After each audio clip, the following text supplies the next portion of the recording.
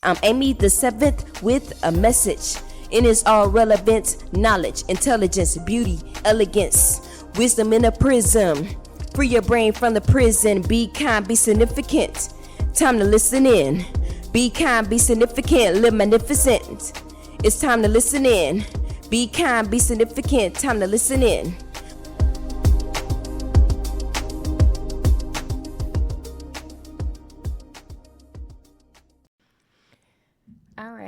All right. What's up, everyone? Let's just start here. It's been a while since I've uploaded a podcast.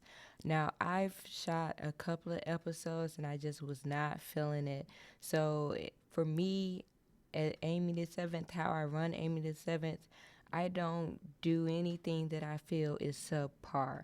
So, those episodes, I may air them or I may not.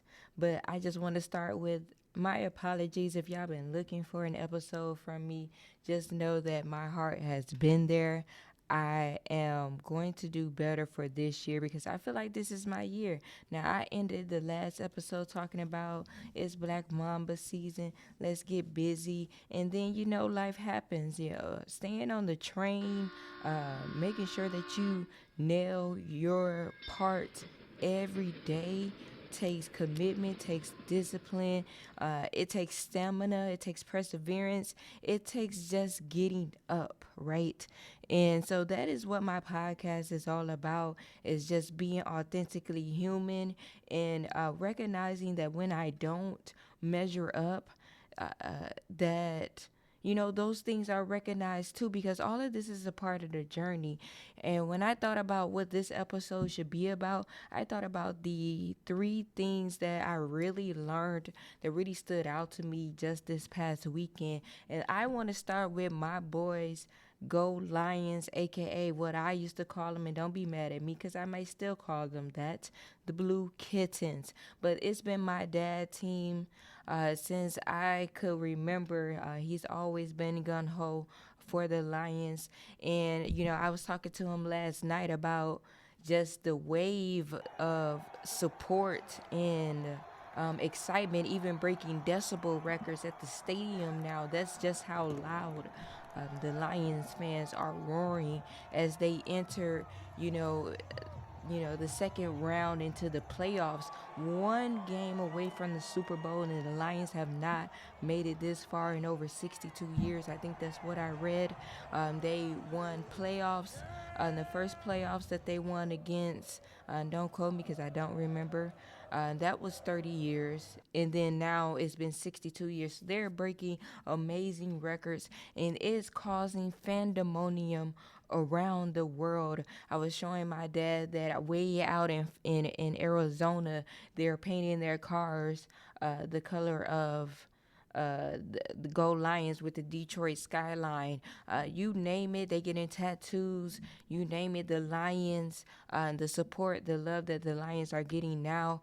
I was just talking to my dad and my mother that's really human nature in a nutshell. Until you start winning, until you start proving a point, that's when people are going to pay attention to you. That's when people are going to show you love. They used to love to diss me, now they rush to hug and kiss me now. They telling all their friends when I leave how they miss me now. But the minute that you lose, or you're a wash up, or you cannot close the deal, because that's always been my problems with the Lions in the past, and that's why I would call them Blue Kittens, because they would start out fire and then they can never close the deal.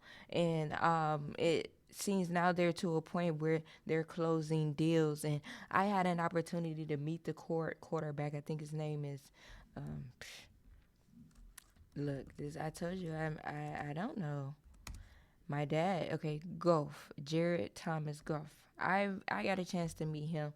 He's a real cool dude. We met him on my mother's birthday. It's just a coincidence that I got a chance to meet him, and he was an awesome dude. And I'm rooting for them. I really want them to bring the championship to Detroit, because Detroit needs this type of positive attention on it. And it's a shame that it takes sports to recognize one of the blackest cities in America.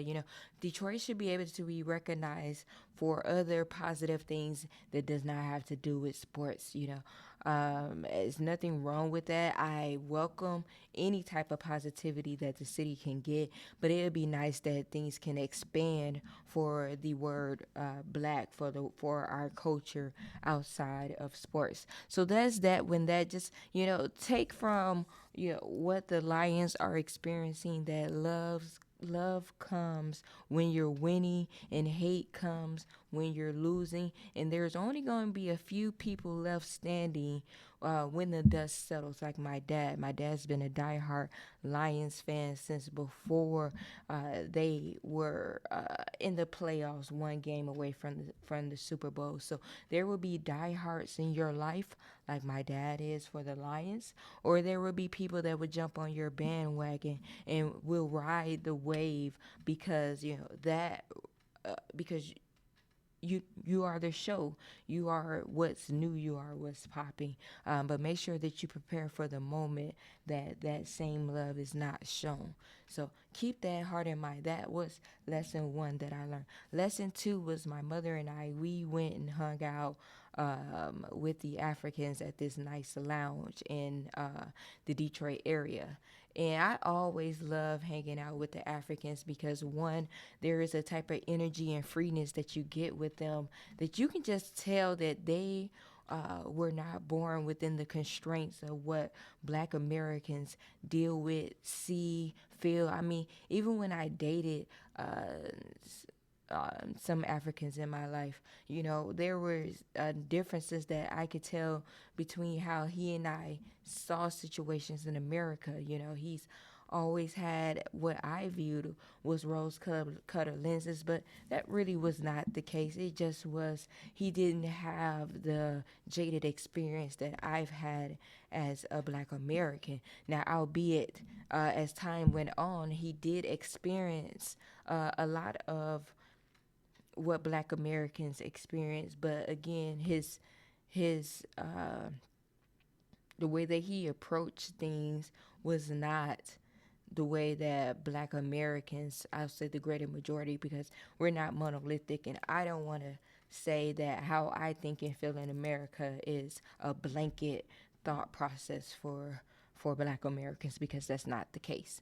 But I would say a lot of us may share the same sentiments that I feel about being jaded as a Black person in America.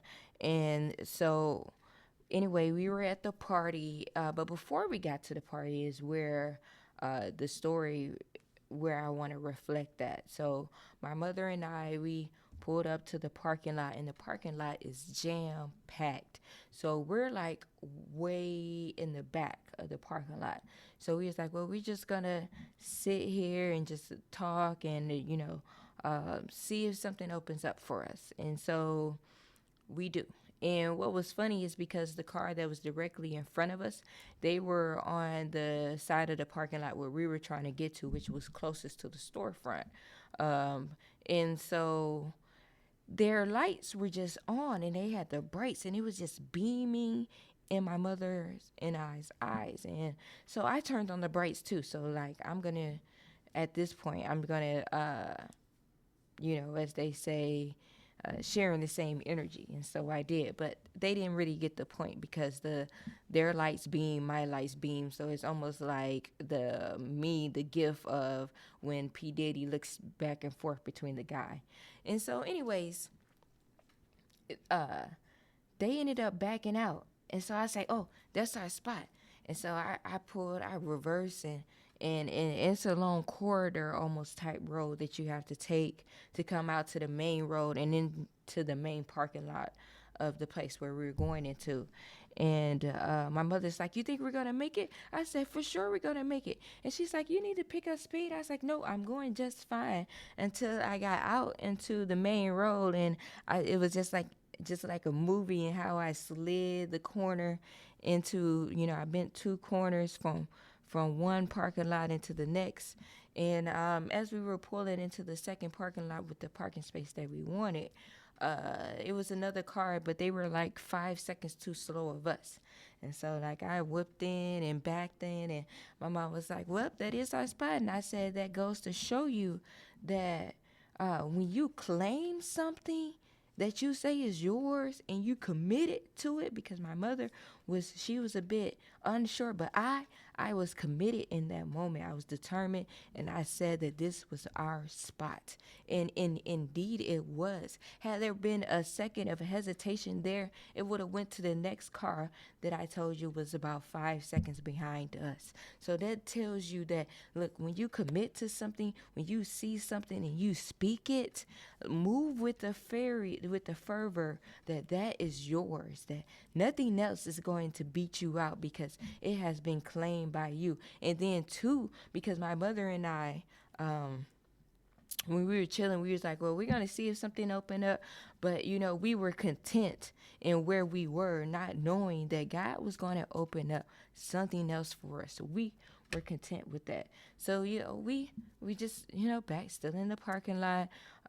We were waiting till a certain time because we were waiting on some other friends to join us. So that's why we were waiting in the parking lot. So at about an additional 15 minutes passed, I guess, and another parking spot opens up for us. So, my mother and I are like, our luck is just through the roof for us right now. And so we slid directly across it. Maybe 100 steps. I'm not sure. It's right there. So now we have direct VIP location in front of the lounge. And so we were just like, it's just funny how what we think is for us, is really in preparation for something else that God has for us that's even better. And so in each scenario, as we move closer to the point of where we were trying to be, a parking spot opened us for us. And at each point we said that the parking spot we left behind, we were blessing someone else, right? And so when we moved to the parking spot nearest, right in front of VIP spot in front of the lounge, we said we were blessing someone else in the parking spot that we initially thought, was even better than before. This is what God had for us. But look, God has more for you than you would even know. And that's just what I got out of that story. And then the last story was that my mother and I were invited to the programs event. And it's this event, organization, nonprofit, that was started by this guy named Tremaine Johnson, I believe is his name. And basically, he was a guy that was born without a father, and his program is dedicated to fatherless young men, and he helps shows them the ropes into manhood. And so that's basically what his program is about. It's a really dope program. I've done stories with him in the past of addressing how do we mitigate gun violence impacting young men. How do we prevent them from picking up guns, being involved with guns in the first place? And so his program is really great in showing them how to be presentable on first dates, how to do proper handshakes as a man in the community. And so he gave my mother and I a chance to see one of his events, and it's called the 7th annual tie event. It was awesome. My mother and I, we even learned how to tie a tie, and I'm really glad because I was just bragging on social media that I'll get a chance to tie my husband's tie, my son's tie, but not even that. I'll have an opportunity to show another young man in the community how to tie a tie, because the keynote speaker, he started this recovery place called Team Recovery, and I don't remember his name, but I would like to have a chance to bring him on my podcast one time. But anyway, he got up and spoke, and he said that he runs 17 businesses, and last year they grossed $15 million. So to me, that was profound to be in a room of a man who says that at age 14 he lost his father, and he descended into the habits of drug addiction, and then all that comes with being a drug addict. And it took him about 10 years before he decided to commit to a different life. And what was interesting is that he said that tying a tie would carry a young man from beginning to end of life. And he said not only that, symbolism there is that when you tie a tie, you could tie a tie when it comes to the words, when it comes to the thoughts, the behavior, the actions. And so, that was really profound to me, that when you think about tying the tie, it could be the same thing that you tie when you commit yourselves to these things in life. But he said, young men, they tie a tie when it comes to, going on their first dates, graduating high school, graduating college, doing job interviews, walking down the aisle, and then burying a loved one. And it was just so profound because I never thought about how ties carry young men through life. And what I saw literally was a rites of passage for young men, where it bridges the gap from boyhood into manhood. And I think that's so what's desperately needed in life, is for young boys to know the ropes of what it is to be a respectable young man, and what it is to be a pillar in the community. These are things that I believe that if are reestablished on the greater majority level, could really spur a movement that's so desperately needed right now. And what I gathered from that event is that there is hope, right, in our generation, in the generation of the young boys that come up, because I think they are overshadowed so much from what we are see in media. And I think it's awesome that there are men like Tremaine Johnson, who is filling in the gaps and recognizing. I mean, we had one of the boys that came on my show, came to my television station, and he said that he's grateful for his mother, but more than anything, he's glad that she put him into the program, because now he knows the ropes of manhood. And I think that's just so profound to hear that from the next generation, from Gen Alpha, I believe. No, he's 16, so I think he's Gen Z still. But those are the three things that I really learned over this weekend, that be prepared that the spot you think is for you is even more than that, because God has something greater planned for you. Know that too, that there's going to be love out there that's going to come when you start winning. So be prepared to handle what comes with winning, and then what comes on the other side, that if there comes an off chance you don't measure up. And then 3, that there's hope for the next generation of young men. And then be careful of what type of words, actions, behaviors, and thoughts that you tie. And so I'm so glad that I have this opportunity to do what it is that I do. And so let's get to it. This is me talking to myself. Let's get to it. Let's stay out here. Let's shine. Let's be a part of the change. Let's be a part of all that's meant for us. All you need is Peace the and love, confidence everyone. to Peace know and love. your dreams can exist. So listen to this. I'm Amy the 7th with a message.